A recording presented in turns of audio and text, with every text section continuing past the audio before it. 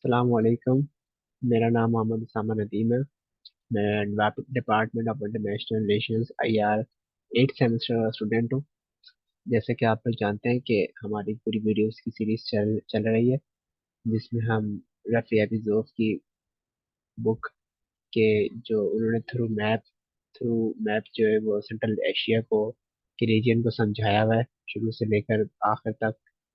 तो इस बुक के अंदर मुख्तलिफ मैप्स के थ्रू जो चैप्टर्स डिवाइड किए गए हैं स्टूडेंट्स के अंदर। तो आज जो उस मेरे पास जो टॉपिक है वो है मैप 33 का।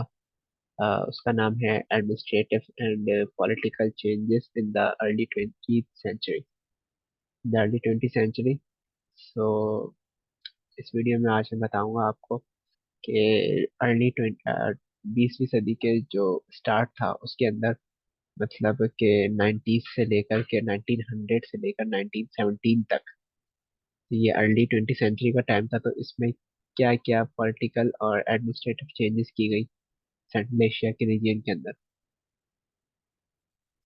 जो यहाँ पर आप मैप देख सकते हैं, इस मैप के अंदर ये आप देख सकते हैं यहाँ पर कि यहाँ पर रेलवे रूट बताया गया है, जो कि समरकंद अबलास से शुरू होता है। तो फिर ये ताशकंद, फिर ताशकंद से फिर दरिया ओब्लास्ट से होता हुआ फिर तुर्किस्तान।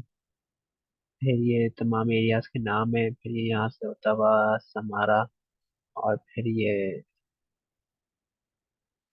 काजान के एरिया के पास से होता हुआ ये पूरा इस मैप के अंदर ये आप देख सकते हैं। यहाँ पे रेलवे रूट से आप चेक कर सकते हैं कि इस एरिया का, इस एरिया इस इसको दिखा करके, इस मैप को दिखाकर यहाँ पे जो रूट है, रेलवे रूट है, उस रेलवे रूट को समझाया गया है। बाकी जो एडमिनिस्ट्रेटिव और पॉलिटिकल चेंजेस है वो मैं आपको आगे वीडियो में बताऊंगा। तो अब हम चलते हैं अपनी, इसमें मुख्तलिफ स्लाइड्स के अंदर मैंने उसको डिस्ट्रीब्यूट करा है। तो सबसे पहले जो है हमारे पास टेबल ऑफ कंटेंट देखते हैं। उसको टेबल ऑफ कंटेंट के अंदर हमारे पास है सबसे पहले इंट्रोडक्शन, फिर सेकंड एडमिनिस्ट्रेटिव रिफॉर्म्स, उसके बाद है आउटकम्स ऑफ एडमिनिस्ट्रेटिव रिफॉर्म्स, फिर है कॉसैक्स रेजिमेंट एंड लोकल एडमिनिस्ट्रेशन, फिर इसके बाद है Russian constitution and the Duma. Last होगी स्लाइड स्लाइड रेफरेंस की। एडमिनिस्ट्रेटिव रिफॉर्म्स में बताऊंगा कि क्या क्या एडमिनिस्ट्रेटिव रिफॉर्म्स की गई। फिर आउटकम्स ऑफ एडमिनिस्ट्रेटिव रिफॉर्म्स, मतलब कि हमें उन एडमिनिस्ट्रेटिव रिफॉर्म्स जो की गई उसके बाद क्या नताइज सामने आए। तो फिर नेक्स्ट स्लाइड इसके बारे में। फिर इसके बाद है cosec arrangement and local administration के, ये जो मैं आपको बताऊंगा कॉसेक अरेंजमेंट्स क्या थी और लोकल एडमिनिस्ट्रेशन किस तरीके से चलती थी, लोकल जो इंतजाम इंतजाम था वो किस तरीके से चलता था। तो ये रशियन कॉन्स्टिट्यूशन है, इसके अंदर ये बताऊंगा कि किस तरीके रशिया का जो पहला जो फर्स्ट जो कॉन्स्टिट्यूशन था वो क्या था, और फिर वो किस तरीके से आया। और फिर द डूमा जो उनकी जो फर्स्ट पार्लियामेंट थी उसको डूमा का नाम दिया गया था, तो उसके बारे में बताऊंगा। फिर नेक्स्ट नेक्स्ट लास्ट जो स्लाइड है वो रेफरेंस की है। सबसे पहले हम आते हैं इंट्रोडक्शन की स्लाइड पर। तो इंट्रोडक्शन स्लाइड पर आते हैं। तो इंट्रोडक्शन स्लाइड में आप देख सकते हैं कि यहाँ से हम उसको हम शुरू। तो इंट्रोडक्शन में जो बताया गया है वो ये है कि रशियन गवर्नमेंट ने जो है वो Russian government use economic, social, political and even demographic tools. Russian government ने जो इकोनॉमिक टूल्स और सोशल टूल्स और पॉलिटिकल और डेमोग्राफिक टूल्स भी इनके यूज करे सेंट्रल एशिया को अपनी जो एम्पायर थी उसके अंदर उसके अंदर उसका रोल प्ले करवाने के लिए। और उन्होंने रीजन को as an integral part of the empire की तरह ट्रीट किया, इस सेंट्रल एशिया के रीजन को। सॉरी। ये बाद हम नेक्स्ट स्लाइड पे चलते हैं। नेक्स्ट स्लाइड है हमारे पास, जो दूसरी स्लाइड है वो है हमारे पास एडमिनिस्ट्रेटिव रिफॉर्म्स की। तो इसके अंदर इसकी मुख्तलिफ सब हेडिंग्स बनाई है मैंने। सो जो पहली सब हेडिंग है वो है स्ट्रक्चर ऑफ सेंट्रल एशिया की। जी, सेंट्रल स्ट्रक्चर ऑफ, इसमें मैंने हेडिंग दी है स्ट्रक्चर ऑफ सेंट्रल एशिया की। सो यहाँ पे आप देखें तो 1890 से लेकर 1910 तक जो एडमिनिस्ट्रेटिव स्ट्रक्चर था सेंट्रल एशिया में, वो 4 लेवल्स पे होता था। मतलब उसको चार चार उसकी दर्जाबंदी की गई थी कि पहले जिस तरीके से हमारे शहरों में होता है कि पहले मुल्क का एक कंट्री होता है, फिर देन उसके प्रोविंस होते हैं, फिर उस प्रोविंस का डिस्ट्रिक्ट होते हैं, फिर उसके उसकी भी सब डिस्ट्रिक्ट्स होते हैं, फिर यूसीज होती हैं, फिर टाउन। ये इस तरीके से पूरा उनका भी एक पूरा सेटअप था। तो उन्होंने जो किया था उसको उन्होंने 4 लेवल्स के अंदर अपने रीजन को डिस्ट्रीब्यूट किया था। कि सबसे पहले रीजन होता था कि जिसको आप देख सकते हैं यहाँ पर, इसको ये लोग बोलते थे गुबर्निया। फिर प्रोवेंस, इसको ये लोग अब्लास्ट बोलते थे। फिर इसके बाद डिस्ट्रिक्ट, जिसे उजैब कहते हैं। फिर इसके बाद सब डिस्ट्रिक्ट, जिसे वो वोलोस्ट कहते हैं। अब जो सेंट्रल एशिया की जो पूरी जो टेरिटरी थी, पूरा जो खिता था, उसको इन्होंने दो गुबर्नियाज यानी दो रीजन के अंदर डिस्ट्रीब्यूट किया 1914 में। सबसे पहला था, एक एक एक रीजन का नाम था तुर्किस्तान, और एक सॉरी और एक रीजन का नाम था तुर्किस्तान, एंड सेकंड रीजन का नाम था स्टेप। फिर इसके बाद हम आते हैं कि जो पहला रीजन था उसको किस तरह डिस्ट्रीब्यूट किया। उसको उस रीजन को अ, 5 ऑब्लास्ट यानी पांच ऑब्लास्ट यानी के 5 प्रोविंसेस के अंदर डिस्ट्रीब्यूट किया। ये आप देख सकते हैं कि पहला जो प्रोविंस था वो, फिर इसके बाद फरगाना, फिर समरकंद पे आगे देख सकते हैं आप ये सारे। फिर ये इन इन जो इनकी जो प्रोविंस थी, उस प्रोविंस से आप उस प्रोविंस का कैपिटल भी लिखा हुआ है। जैसे समरकंद का कैपिटल समरकंद था, फिर ये सैदरिया का ताशकंद था। अच्छा, अब जो आते हैं हम दूसरे रीजन पे, कि जो दूसरा रीजन था, इसको इन्होंने डिवाइड किया 2 ऑब्लास्ट के अंदर यानी 2 प्रोविंसेस के अंदर। इसके ये नाम ये लिखे हैं।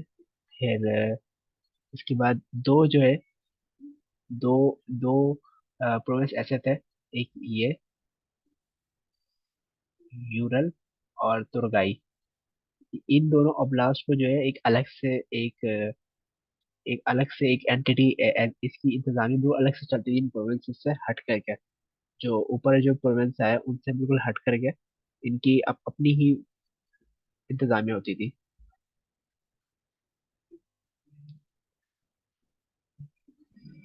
सही, अब हम चलते हैं अपनी नेक्स्ट स्लाइड पर।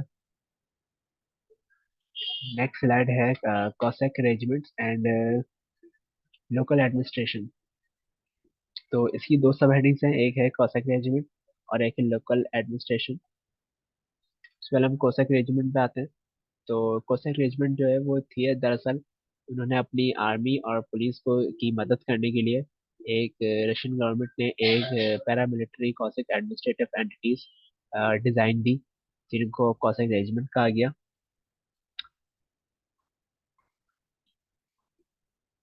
इस तरह के इससे पहले भी इस तरह के टोटल 4 जो हैं वो इदारे बनाए गए थे सेंट्रल एशिया के अंदर। अ, जिसको सबसे पहला बनाया गया वो 17 इससे इन वाले कॉसेक रेजिमेंट को बनाने से पहले, कॉसेक रेजिमेंट से पहले इस तरीके के कुछ छोटे इदारे पहले से मौजूद थे। जैसे कि एक सबसे पहला इदारा था, ये सबसे पहला इदारा था, इसको 1748 में इस्टेब्लिश किया गया। और फिर ये एक इदारा था, इसको भी 1775 में दिया गया। ये एक इदारा था जो कि इसको 1808 में दिया गया। ये सारे वो ये सारे वो इदारे हैं ये सारे वो इदारे हैं जिनको जो कि पहले से यहाँ पर थे मौजूद। तो इसके बाद इन जैसे इदारों को देखते हुए ये कॉसेक रेजिमेंट डिजाइन दिया रशियन गवर्नमेंट ने, जो कि रेगुलर आर्मी और पुलिस की मदद करती थी। फिर इसके बाद हम आते हैं नेक्स्ट हेडिंग में, लोकल एडमिनिस्ट्रेशन। लोकल एडमिनिस्ट्रेशन जो वुलॉस में थी, यानी कि वुलॉस से मुराद के एक डिस्ट्रिक्ट था फिर सब डिस्ट्रिक्ट था, तो ये सब डिस्ट्रिक्ट को बोलते हैं व्लास्ट। तो अब जो सब डिस्ट्रिक्ट की जो एडमिनिस्ट्रेशन थी, लोकल एडमिनिस्ट्रेशन, जो लोकल इंतजामिया थी, अ, जो सब डिस्ट्रिक्ट की, टाउन की और विलेज की, ये दरअसल जो लोग चलाते थे, ये वो लोग होते थे जो कि वहीं के नेटिव जो लीडर्स होते थे, उसी एरिया के लोगों के हाथ में होता था ये वहाँ का सामान, वहाँ की जो इंतजामिया सामान थे सारे, वो उन्हीं नेटिव लीडर्स के हाथ में होता था।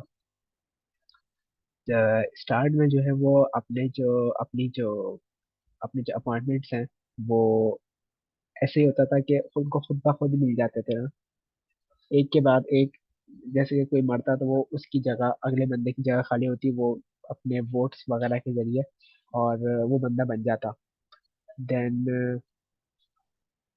अच्छा, इनकी जो मुद्दत थी वो गैर मुअय्यना मुद्दत थी, एक बंदा बन गया तो वो फिर है जब तक बंदा मरता नहीं है, ऐसा कुछ होता नहीं है।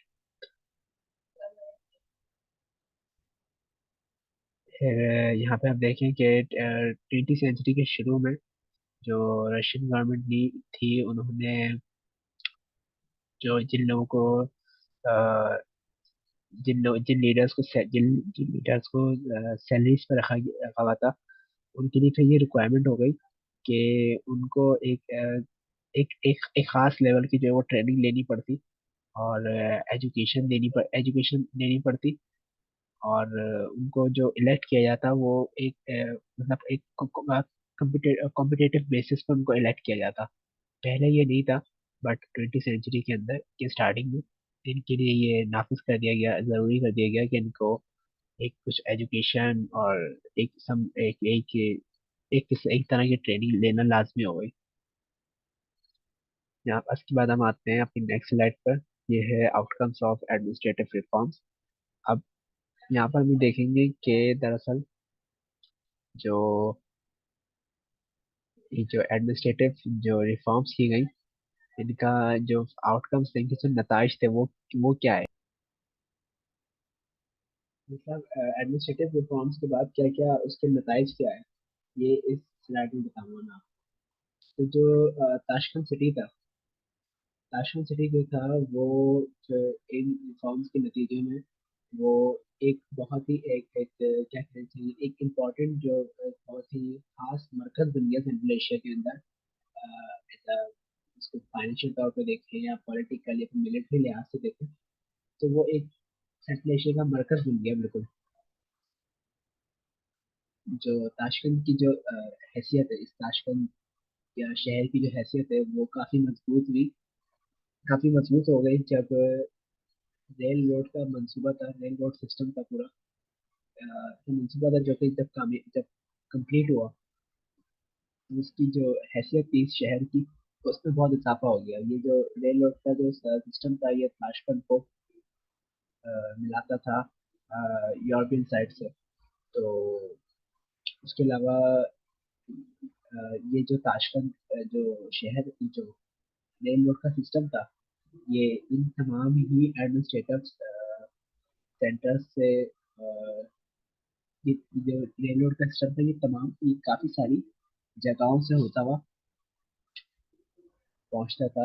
मुख्तलिफ पहले ऑब्लास्ट से शुरू होता था, जिसमें मैंने आपको मैप के अंदर बताया था सबसे पहले कि किस तरीके से इसका रेल का सिस्टम है, जो आप मैप में देख सकते हैं कि पूरा। तो इस रेल रोड बनने के बाद ताशकंद जो सिटी था, इसकी अहमियत में बहुत ज्यादा इजाफा हो गया। इसके अलावा अगर हम देखें जो एडमिनिस्ट्रेटिव सेंटर्स थे, मतलब दो रीजन्स को दो रीजन को एक दो रीजन सबसे पहले डिस्ट्रीब्यूशन की थी सेंट्रल एशिया की, उस एक रीजन के अंदर 4 प्रोविंस बनाए थे, और एक रीजन के 2 प्रोविंस बनाए थे। तो जो एक रीजन था, ये यहाँ पे उनके जो सेंटर थे, ये उन सबके नाम लिखे हुए। तो ये भी जो है रैपिडली ग्रो होना शुरू हो गया इन रिफॉर्म्स के बाद। जो उनकी जो पॉपुलेशन थी, वो भी जो है हर 15 से 20 साल में जो है डबल होना शुरू हो गई। 15 से 20 साल गुजरते तो पहले वाली पॉपुलेशन डबल हो जाती। फिर इसके बाद आप देखें कि जो इंडस्ट्रीज थी और जो ट्रेड थी, जो उनकी इकोनॉमी थी, वो ऊपर बहुत स्पीड से ऊपर जाती रही। और इस बढ़ती हुई इकोनॉमी ने उनकी जो जिंदगी की सर्कुलेशन, जो सोसाइटीज थी, उनमें बहुत ही एक बड़ा असर डाला।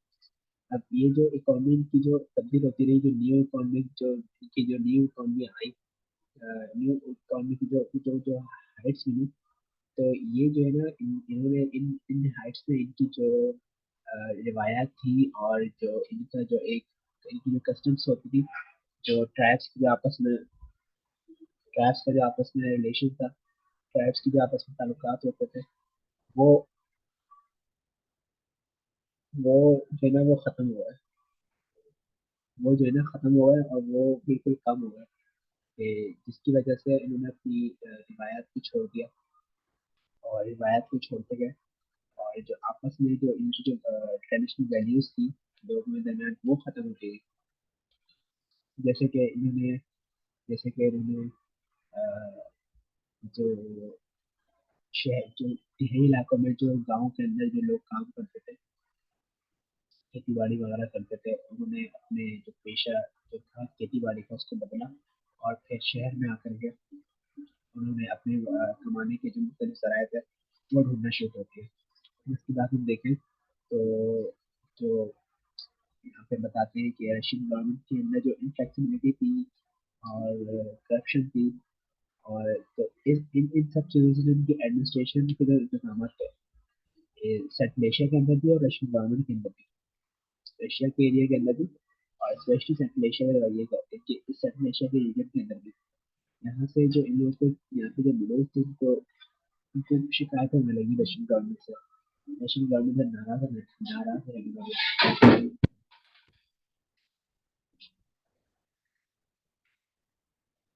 नाराज रहने लगे।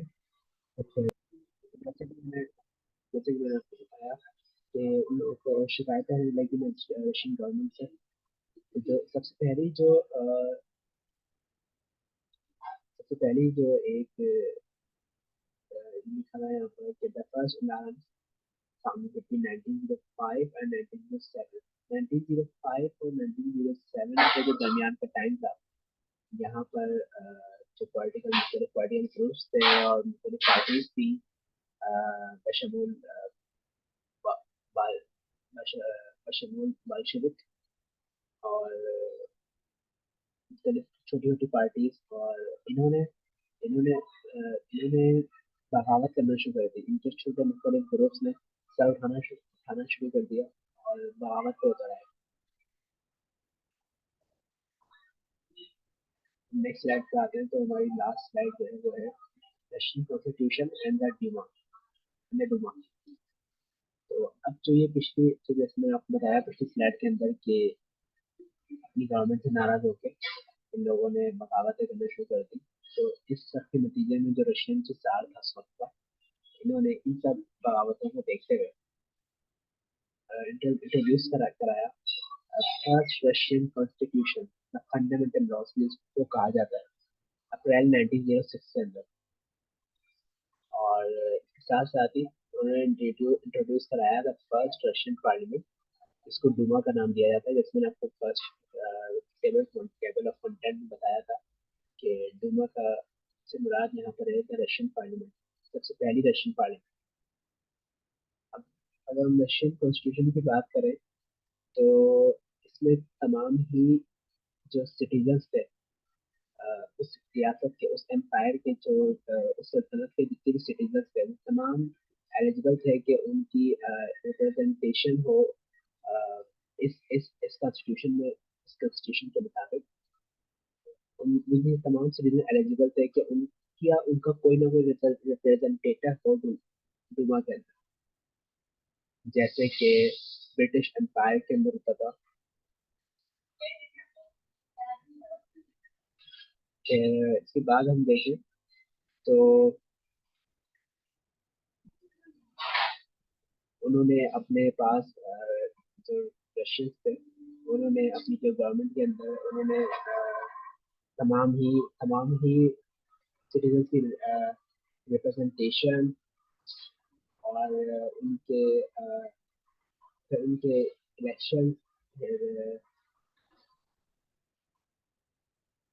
इलेक्शन करवाए, फिर सेंट्रलेशन पॉपुलेशन थी। अच्छा, इसके अंदर तमाम ही शहरों को, तमाम ही रीजन्स को यह खासियत था कि वो अपने अपने डेटा डूमा के अंदर भेजे, सिवाय दो खानेट्स के, एक सेवा और एक खारा। इन दोनों के अलावा तमाम ही जो सेंट्रलेशन जो पॉपुलेशन थी, उन सबको ये राइट दिया गया है कि वो अपने रिप्रेजेंटेटिव डूमा के अंदर चूज करके और अपनी रिप्रेजेंटेशन करें वहाँ पे डूमा के अंदर। ये थी हमारी लास्ट स्लाइड के जिसमें मैंने आप लोगों को बताया कि ये एक और एडमिनिस्ट्रेशन करी इन्होंने, एक और इंतजामी काम किया कि पहला अपना आइन दिया, पहला रशियन आइन दिया, और डूमा को फॉर्म किया कि जिसके अंदर जो कि इनकी एक तरीके की पार्लियामेंट थी, जिसके अंदर तमाम ही पूरे रशिया से उनको वहाँ पर रिप्रेजेंटेटिव जमा हुए और अपनी अपनी रीजन की उन्होंने नुमाइंदगी करी। उसके बाद हमारी लास्ट स्लाइड है रेफरेंस की, कि इसमें मैंने सोर्स बताया है कि ये बुक कहाँ से ली है, जो मटेरियल है ये कहाँ से लिया है। तो ये बुक है हमारे पास, और ये राइटर है अरिजोव, रफी अरिजोव।